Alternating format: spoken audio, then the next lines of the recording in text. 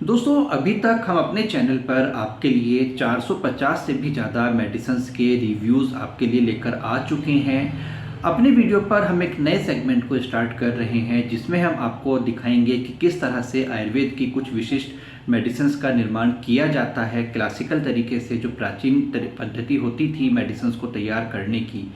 इस कड़ी में जो पहली मेडिसिन हम आपके लिए लेकर आए हैं वह है कुक्कुटांड त्वक भस्म, अर्थात मुर्गी के अंडे का जो छिलका होता है उसको भस्म बनाने की संपूर्ण प्रक्रिया आपको दिखाई जाएगी, किस तरह से उसको प्रोसेस किया जाता है और कैसे कैसे वो तैयार होती है। तो इस वीडियो में जो भी ट्यूटोरियल आप देखेंगे वो सीधा हमारी फार्मेसी के थ्रू आप देखेंगे। तो अपनी वीडियो के मेन पार्ट को हम शुरू करते हैं।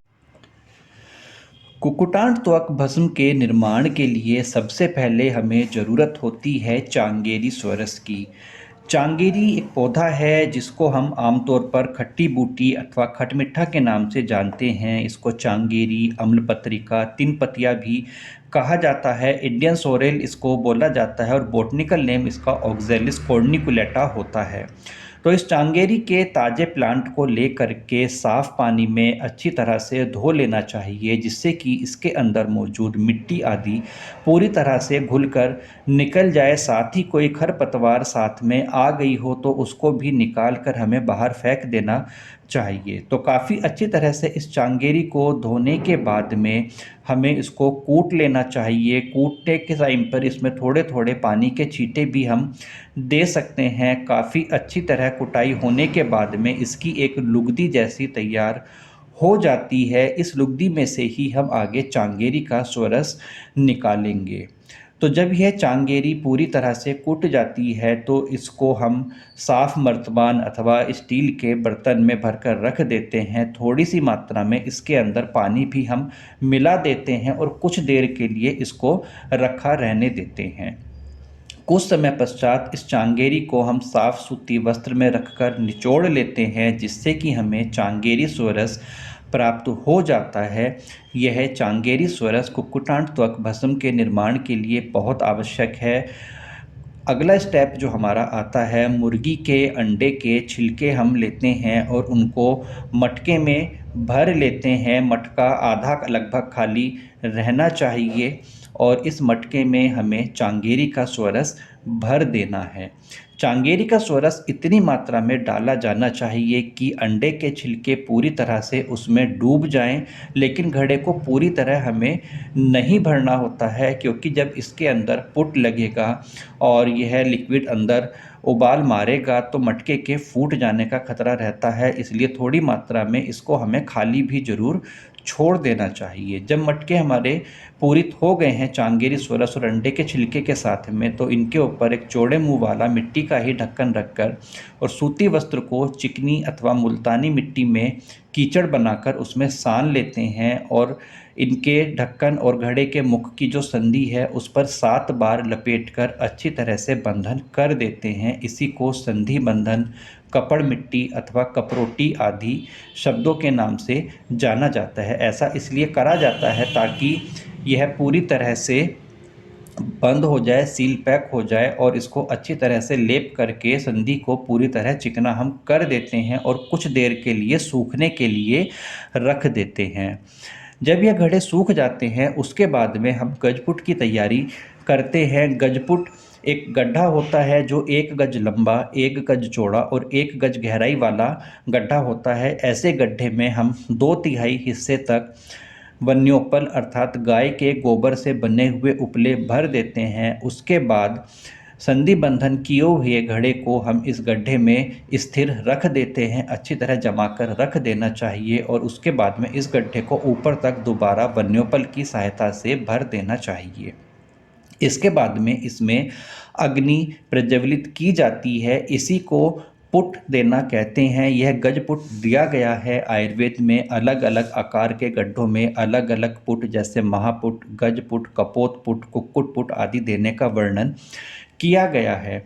इस गड्ढे में जली हुई अग्नि को अपने आप शांत हो जाने पर, अर्थात जब अग्नि पूरी तरह बुझ जाए और पूरी ही हीट खत्म हो जाए, अर्थात स्वांग शीत हो जाए, ऐसी कंडीशन में हमें सावधानी के साथ में घड़ों को इसमें से निकाल लेना चाहिए।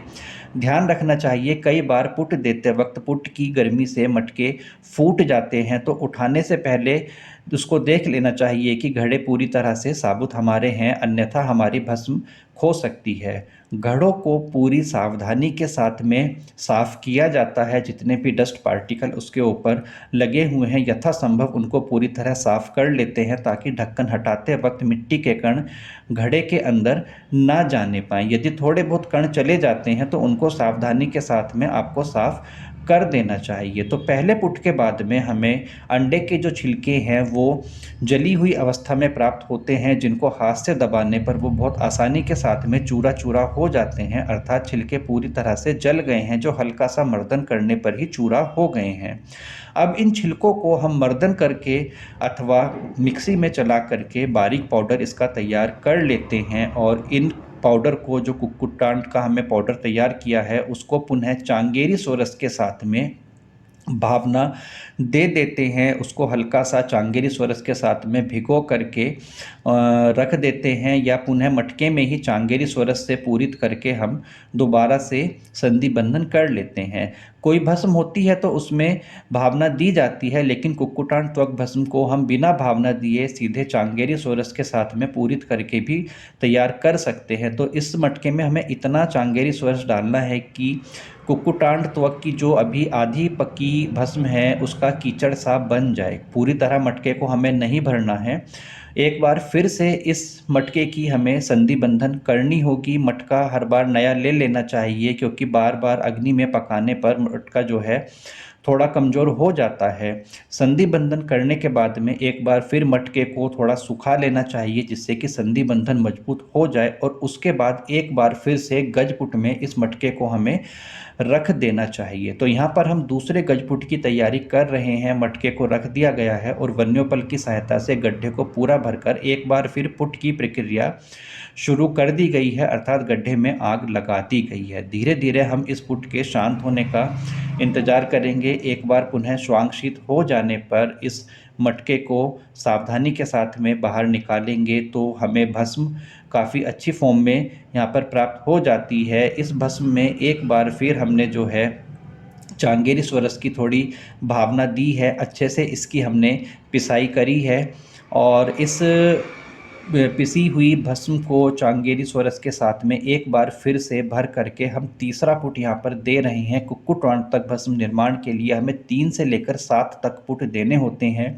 तो यहाँ पर तीसरे पुट की प्रक्रिया चल रही है। तीसरा पुट जब हमारा दिया गया है, उसके बाद में श्वांगशित होने के बाद में हमने पुनः इस भस्म को गड्ढे से प्राप्त किया है। मटके को खोलकर हमें यहाँ पर कुक्कुटांड त्वक भस्म जो है हमारी प्राप्त हो जाती है। आयुर्वेद में वर्णित जो इसके सिद्धि के लक्षण हैं, उनको प्राप्त करने के लिए इस भस्म को थोड़ा मर्दन किया जाता है, जिससे कि इसका वर्ण भी थोड़ा सा साफ हो जाता है। और आयुर्वेद में वर्णित किया गया पहली भस्म परीक्षा अर्थात रेख पूर्णत्व यहाँ पर हमें पूरी तरह से प्राप्त हो गई है। उसके अलावा अन्य लक्षण जैसे कि वारितर या भी हमें सिम्टम यहाँ पर प्राप्त हुए हैं। भस्म वारितर भी तैयार हो गई है, अर्थात पानी में डालने पर भस्म पूरी तरह डूबती नहीं है, ऊपर भी तैरती रहती है।